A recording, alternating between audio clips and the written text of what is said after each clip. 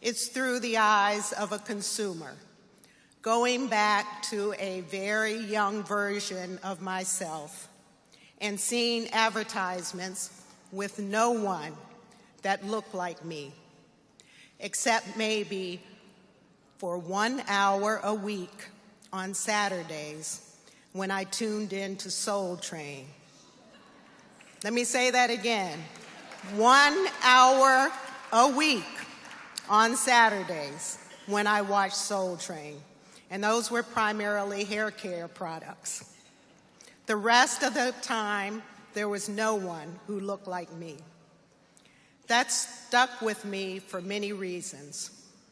First, that there was so little opportunity to see the brands who sought to speak to me, a young woman of color. And second, I always remembered the brands who, with intention, did want to speak to me, who saw value in me as a consumer and thought about the television I would watch. Those takeaways hold true still today, and something I always kept in mind when convincing advertisers to work with BET. We had a very dedicated advertising team, but we had a real uphill battle, convincing executives their dollars were well spent on BET's air and of the buying power of our audience. So we worked directly with our partners to not only convince them, but to provide the research and background to truly understand the demographic.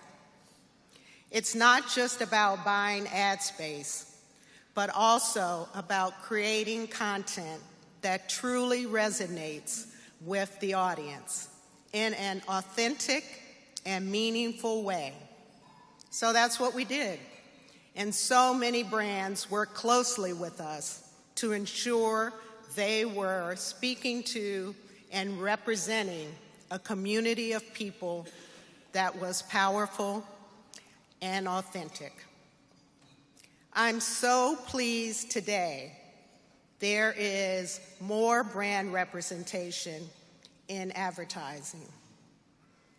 The human experience is not homogeneous. It looks and feels different to each individual.